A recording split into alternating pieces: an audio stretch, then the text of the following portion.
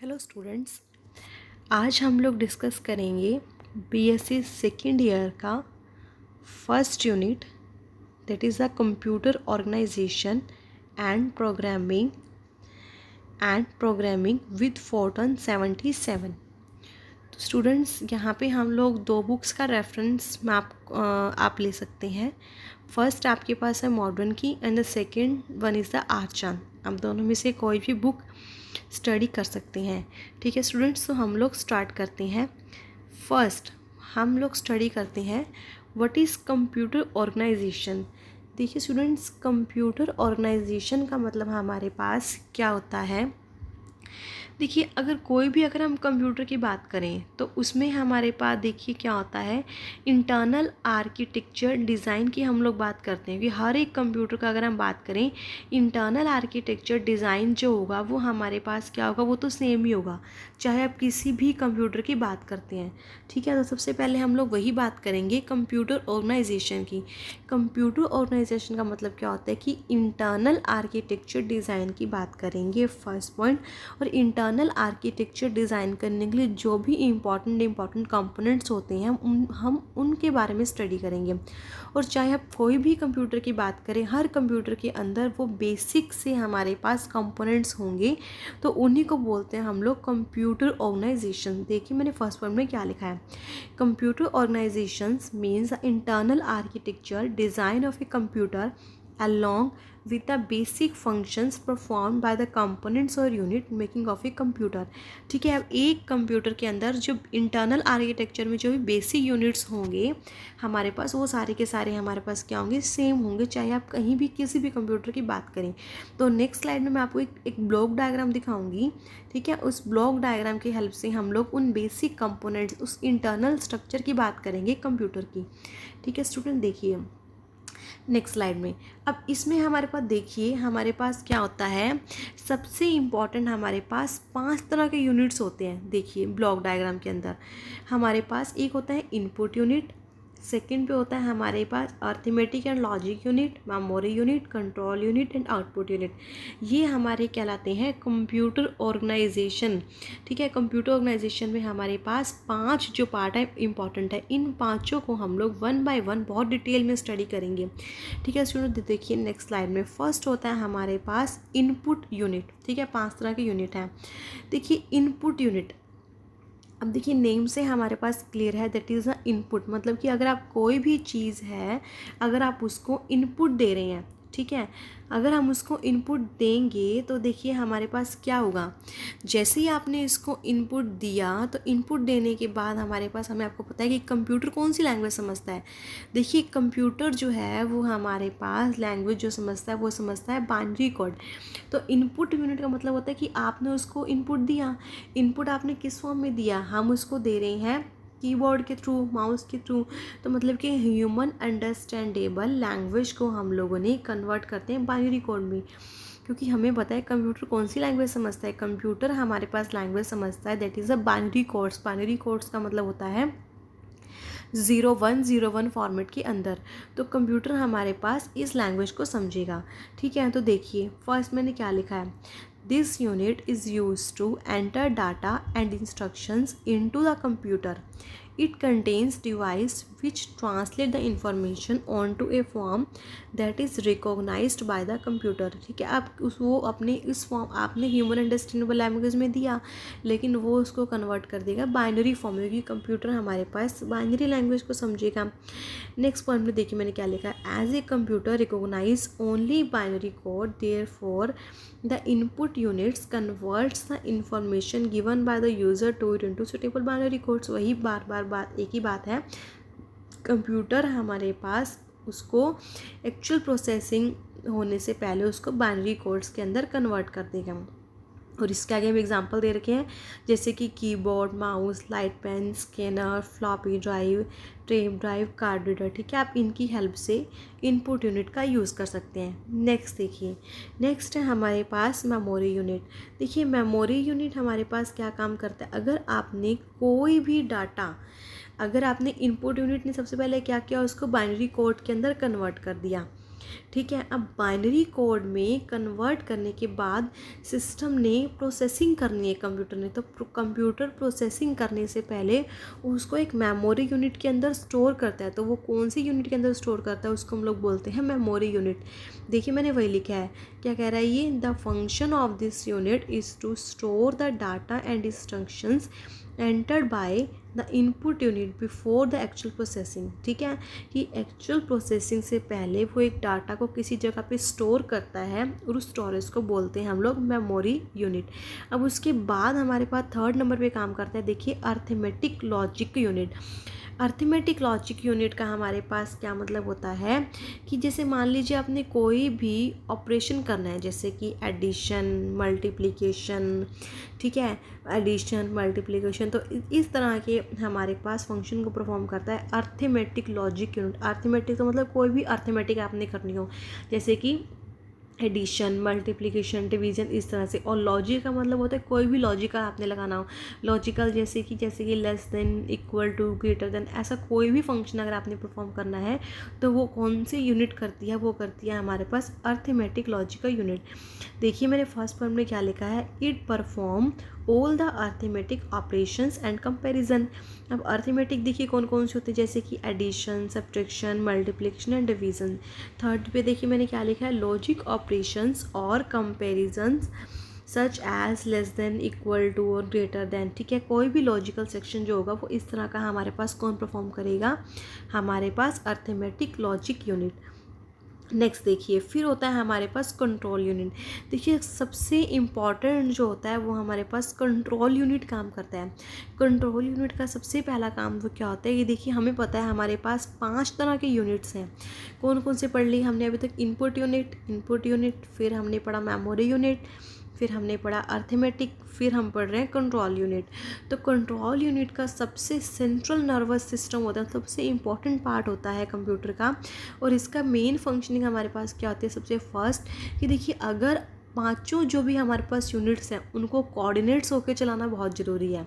ठीक है, देखिए जैसे हम लोग एक घर में एक बात करते हैं कि एक बड़े मेंबर की, तो वो क्या करता है घर में जितने भी मेंबर्स होते हैं उनको आपस में कोऑर्डिनेट करके चलवाता है। ठीक है, उसी तरह से हमारे पास 5 यूनिट्स हैं, पांचों यूनिट्स में आपस में कितना है कोऑर्डिनेशन है, कितना है कोऑर्डिनेशन नहीं है, किस टाइम पे किससे क्या काम करवाना है, तो ये सारा काम जो देखता है वो होता है हमारे पास कंट्रोल यूनिट का।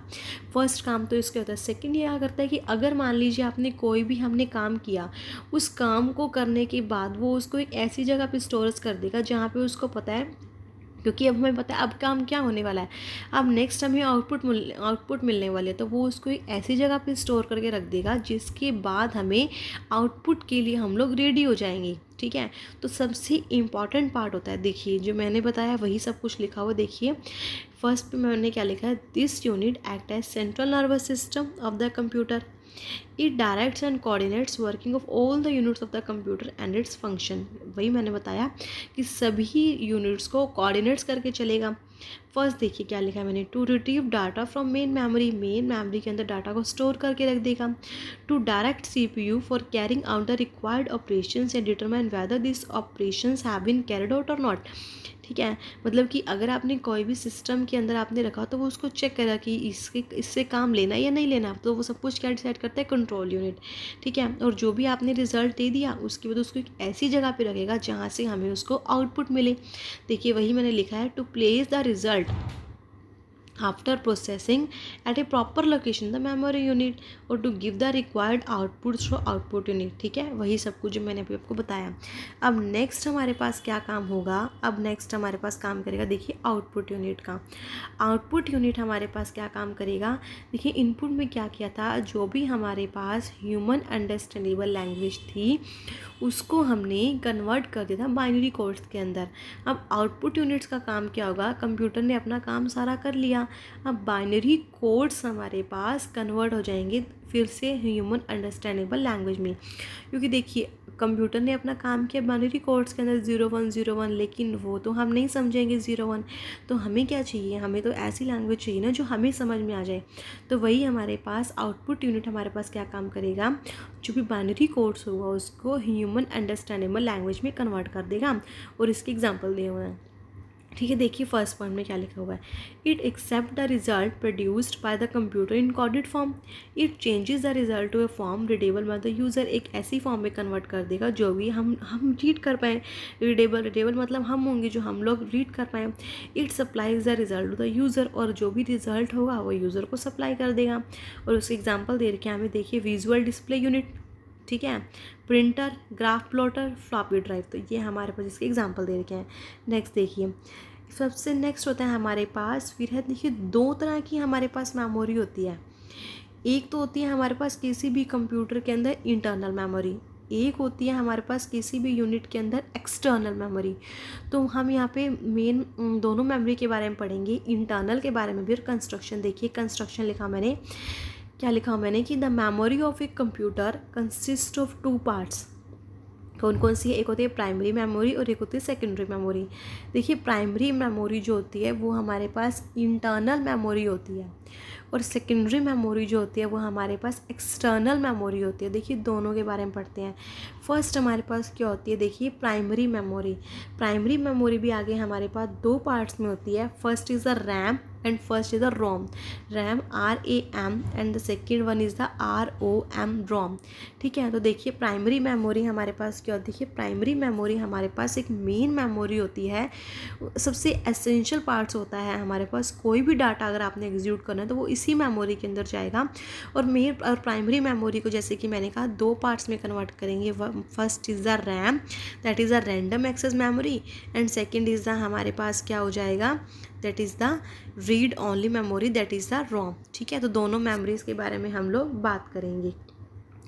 देखिए वन बाय वन हम लोग डिस्कस करते हैं। सबसे पहले हम लोग स्टडी करते हैं दैट इज़ द रैम। तो देखिए रैंडम एक्सेस मेमोरी, इसमें आप किसी भी तरह की जो इन्फॉर्मेशन होगी उसको रीड कर सकते हैं, राइट कर सकते हैं।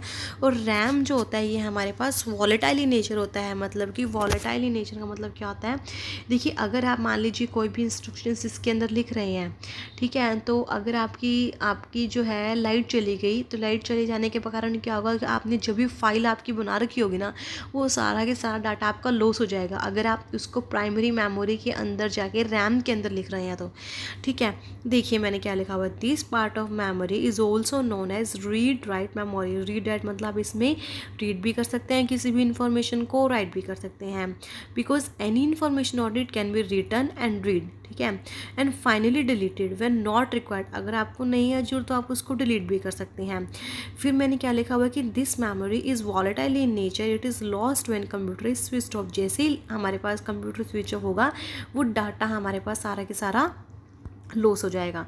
फिर देखिए फिर है हमारे पास रोम, दैट इज़ द हमारे पास क्या होता है, देखिए read, R for read, O for only, M for memory, read only memory. आप इसमें सिर्फ क्या कर सकते हैं, रीड कर सकते हैं। ठीक है, this is a part of memory which does not read regular alteration. आपको इसमें बार बार चेंज करने की जरूरत नहीं पड़ती है। ठीक है, अगर आपने इसमें कोई भी डाटा अगर आपने इसमें ऐड है तो स्विच लाइट चले जाने के बाद भी वो डाटा आपका लॉस नहीं होगा। जैसे कि हमारे पास रैम में हो रहा था ना कि डाटा आपका ऑफ हो गया था, पर रोम के अंदर आपका डाटा ऑफ नहीं होगा। जो आपने एक बार उसमें लिखा हुआ है सो वो आपके पास सेव ही रहेगा, वो नहीं कि आप इसमें, लेकिन इसमें बार बार इसमें लिख नहीं सकते, बार बार चेंजेस नहीं कर सकते जैसे आप उसमें कर रहे थे। ठीक है, फिर आती है हमारे पास एक होती है सेकेंडरी मेमोरी। जैसे कि मैंने बताया था सेकेंडरी मेमोरी हमारे पास क्या होती है, एक्सटर्नल मेमोरी होती है। अब देखिए इंटरनल मेमोरी से हमारा इतना काम नहीं चल रहा था, अब इंटरनल मेमोरी तो है ही सही, तो हमें कुछ एक्सटर्नल रिक्वायरमेंट थी भी। अब हमारी एक्सटर्नल रिक्वायरमेंट कैसे फुलफ़िल करें, उसके लिए हमने यूज़ की एक सेकेंडरी मेमोरी। तो सेकेंडरी मेमोरी हमने फिर यूज़ की। ठीक है, इसकी कैपेसिटी जो होती है वो प्राइमरी मेमोरी से काफ़ी ज़्यादा होती है। तो इसके एग्जाम्पल हमारे पास क्या होते हैं, जैसे कि मैग्नेटिक टेप्स या फिर मैग्नेटिक डिस्क। तो यही सब कुछ मैंने इसमें लिखा भी हुआ है। ठीक है, अब नेक्स्ट सबसे इम्पॉर्टेंट हम लोग बात करते हैं कि देखिए अब हमने इनकी तो बात कर ली मेमोरी की, नेक्स्ट है हमारे पास देखिए कंप्यूटर प्रोग्राम। ठीक है, अब देखिए अब कोई भी मेनली देखिए यहाँ से हमारे पास स्टार्ट हो रहा है फोर्ट्रान का। ठीक है, तो यहाँ से आप लोग थोड़ा सा ध्यान से समझेंगे। देखिए कंप्यूटर प्रोग्राम हमारे पास क्या होता है, देखिए अब आपने हम लोगों ने क्या पढ़ना है, फोर्ट्रान। फोर्ट्रान में हम लोगों ने क्या पढ़ना है वो आपको धीरे धीरे बताएंगे। देखिए मान लीजिए आपने कंप्यूटर के अंदर कोई भी प्रोग्राम आपने उसके अंदर लिखना है, या कोई भी प्रोग्राम आपने तैयार रन करवाना है, तो देखिए सबसे पहले आपको क्या पता होना चाहिए। अगर आपने कोई भी चीज़ है, अगर कंप्यूटर में प्रोग्राम अगर लिख रहे हैं, तो हमें सबसे पहले एक सीक्वेंस पता होना चाहिए कि हमने किसी भी चीज़ को किस सीक्वेंस के अंदर करना है। जैसे कि अगर मान लीजिए मैं 2 के टेबल की बात करूँ, तो मुझे पता है कि 2 के बाद 4 आएगा, 4 के बाद मेरे पास कितना आएगा, हमारे पास 2 4 8, हमारे पास इस तरह से हमारे पास नंबरिंग आएंगे। तो ये मुझे पता है सीक्वेंस है 2 4 8 16, ठीक है। तो मुझे इस तरह से हमारे पास 2 4 6 8 10 12, तो हमारे पास इस तरह से नंबरिंग आएगी हमारे पास। तो ये एक सीक्वेंस है। तो वही ये कह रहा है कि अगर आपको कोई भी कंप्यूटर के अंदर प्रोग्राम लिखना है, तो सबसे पहले आपको एक सीक्वेंस ऑफ इंस्ट्रक्शंस जो है वो आपको पता होनी चाहिए। सीक्वेंस ऑफ इंस्ट्रक्शंस पता होने के बाद सबसे मेन काम आपका ये होगा, उसके बाद आप उसको प्रोग्राम को लिख पाएंगे, ठीक है। किसी भी जो भी प्रॉब्लम जो होगी उसको ईजिली आप उसमें एग्जीक्यूट कर पाएंगे। देखिए मैंने क्या लिखा है। फर्स्ट है, in order to solve a given problem by using computer we need to write a sequence of instructions in a language that can be understood by it, ठीक है। तो हमें वही इंस्ट्रक्शंस लिखनी पड़ेंगी। सेकंड कह रहा है, this set of instructions is called computer program of the given problem. तो इसी सेट ऑफ इंस्ट्रक्शंस जो होगा इसी को बोलते हैं कंप्यूटर प्रोग्राम, ठीक है। वो जो सेट ऑफ इंस्ट्रक्शंस हम तैयार करेंगे उसी को बोलते हैं कंप्यूटर प्रोग्राम। फिर नेक्स्ट है कि to clearly solve the problem we have to write an algorithm. अब ये कह रहा है कि अगर आपको किसी भी प्रॉब्लम को, अब कंप्यूटर प्रोग्राम का मतलब क्या होगा, सिर्फ एक सीक्वेंस ऑफ इंस्ट्रक्शंस, मतलब एक सीक्वेंस ऑफ इंस्ट्रक्शंस को बोलेंगे कंप्यूटर प्रोग्राम। फिर ये कह रहा है कि अगर आपको किसी प्रॉब्लम को बहुत अच्छे से सॉल्व करना तो आपको एल्गोरिथम लिखना पड़ेगा। अब ये एल्गोरिथम क्या होता है, अब देखिए नेक्स्ट स्लाइड में हम लोग पढ़ते हैं एल्गोरिथम। देखिए ध्यान से क्या होती है एल्गोरिथम का मतलब।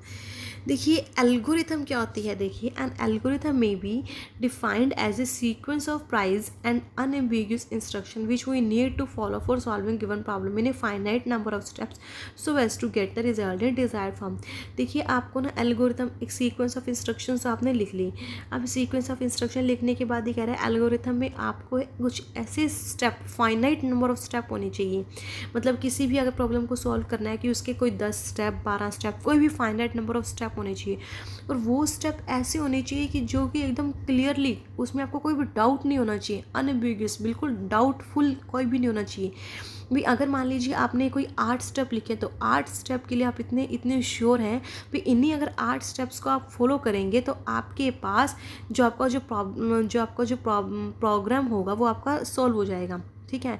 तो हमारे पास ये होती है एल्गोरिथम। तो ठीक है, तो कंप्यूटर प्रोग्राम और एल्गोरिथम में कुछ ज़्यादा फर्क नहीं होता। कंप्यूटर प्रोग्राम में क्या होता है, सीक्वेंस ऑफ इंस्ट्रक्शंस, और एल्गोरिथम भी हमारे पास एक तरह का सीक्वेंस ऑफ इंस्ट्रक्शंस ही होता है। और वो सीक्वेंस ऑफ इंस्ट्रक्शंस बिल्कुल definite and finite and unambiguous होनी चाहिए, जिनको सॉल्व करके हम अपने प्रोग्राम को बहुत जल्दी से ईजिली मेंटेन कर पाएंगे। देखिए उसकी करैक्टरिस्टिक्स पढ़ते हैं। देखिए फर्स्ट क्या कह रहा है, each instruction should be precise and unambiguous, ठीक है। प्रिसाइज होनी चाहिए, शॉर्ट फॉर्म में ही आप उसको तैयार कर सकते हैं,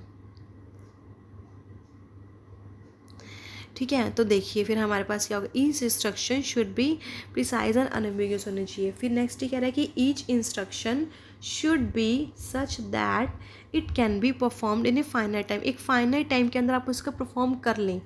none of the instruction should be repeated infinitely, ये नहीं होनी चाहिए कि एक इंस्ट्रक्शन को आप 4 बार 5 बार लिख रहे हैं, नहीं, ओनली 1 टाइम्स।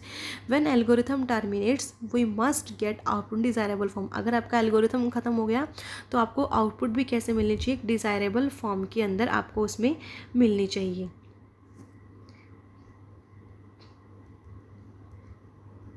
ठीक है। तो देखिए, तो अगर आपको तो देखिए अब मैं आपको थोड़ा सा अब इसमें रिव्यू दे रही हूँ कि हम लोगों ने आज क्या क्या स्टडी कर लिया। फर्स्ट हमने देखिए पढ़ा था कंप्यूटर, हम लोग जैसे कि कंप्यूटर ऑर्गेनाइजेशन पढ़ लिया हम लोगों ने, इंटरनल आर्किटेक्चर होता है।